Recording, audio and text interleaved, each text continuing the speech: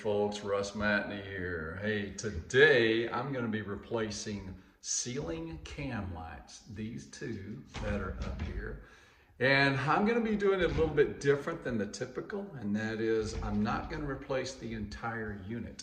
I'm going to show you how you can replace only the light portion and not replace the can. It's a very inexpensive way to do it and an easy way to do it, so stick around.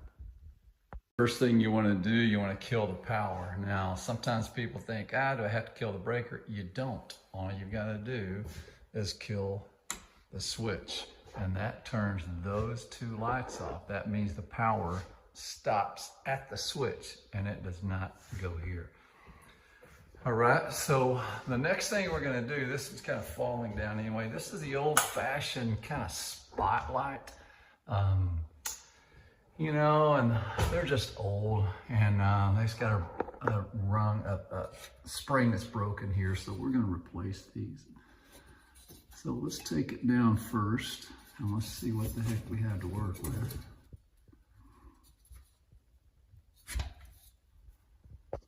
Let's see.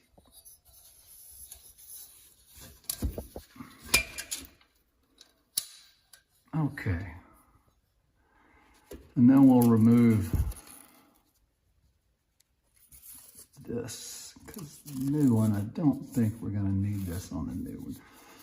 So you need to look and see, you need to measure what size light you have. This is a 6-inch. They make them in 4, 5, they make them in 3s too, 3, 4, 5, 6-inch.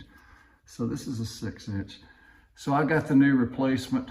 What we're going to do to save the time and money, we're going to leave this can in here. We're going to snip the wires and tie them into the new one and then put it up there. And should be easy. Okay, so here is the unit that I use from Home Depot. I like these because they're only about 15 bucks a piece. And the other reason I like it, I pulled this one out, is because this, if you look close, it says, I don't know, warm and cozy and bright white and everything. So you can switch this to the color that you like. You know, when I was a kid, there was only one shade of lights, but now there seems to be a dozen, and I hate getting light bulbs that don't match the others. So this is a good solution for that. So I removed the old one, so I snipped the wires right here, and side by side, you can see the old one. They've got these little brackets to hold it in, and this is practically, I mean, it's at the same measurement. There is one slight difference, and that is the old one. These things are kind of bent like this, and this one is rounded, and this is not going to work with it rounded. So I'm going to snip this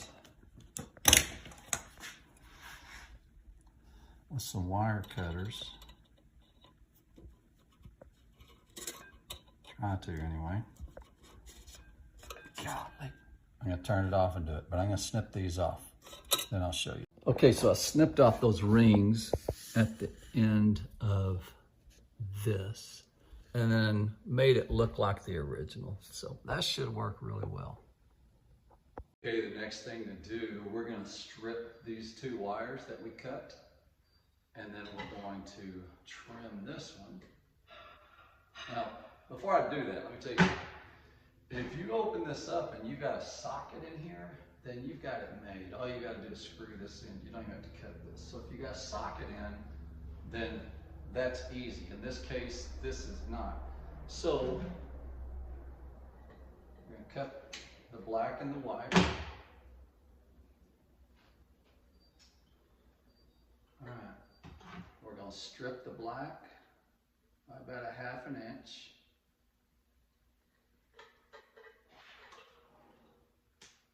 And then we're going to strip the white 1/2 inch. Okay. And then we're going to do the same up here. Now, this is kind of odd, but back in this house built in the 80s, there's not a black and a white coming out of here. There's a definite white, and then there's kind of a black and white stripe. So the black and white stripe is your black wire, which is your live, your hot wire.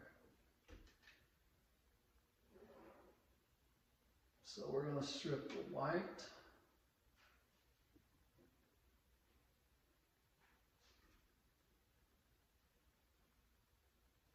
A little bit more, maybe.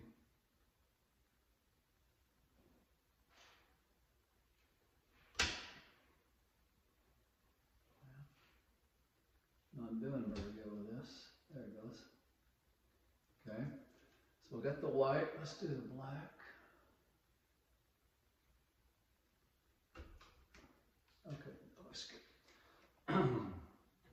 Okay, then from there, we're just going to join them.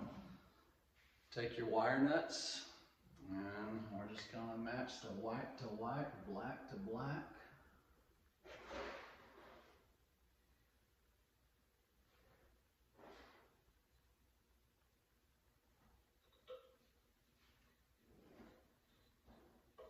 All right, there's the white one.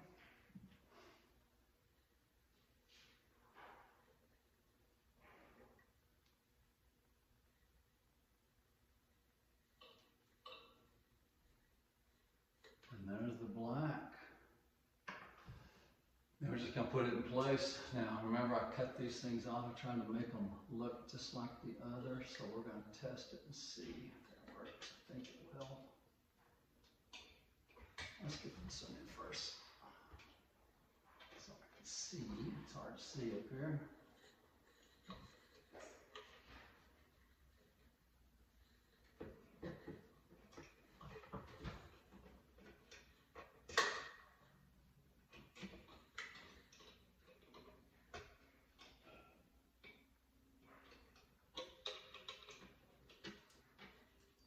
Here's one.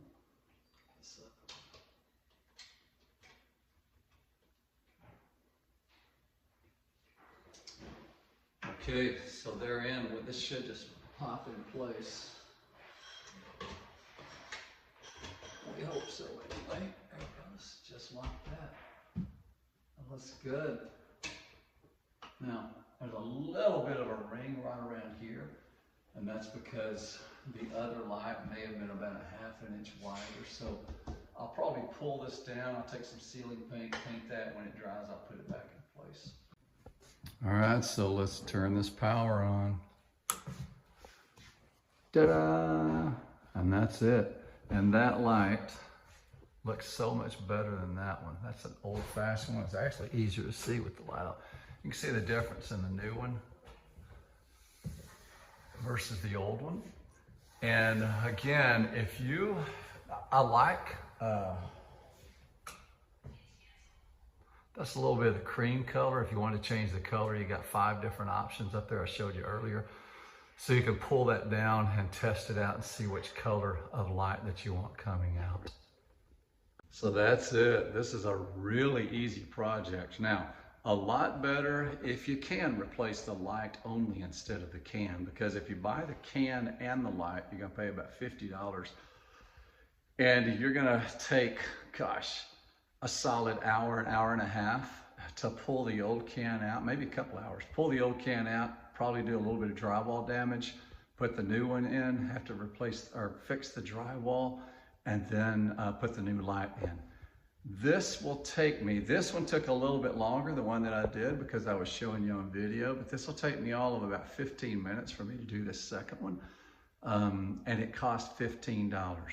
Instead of paying $50 for the light and then paying an electrician $100, $150 to put it in. So give it a shot. If I can help you, give me a call. See ya.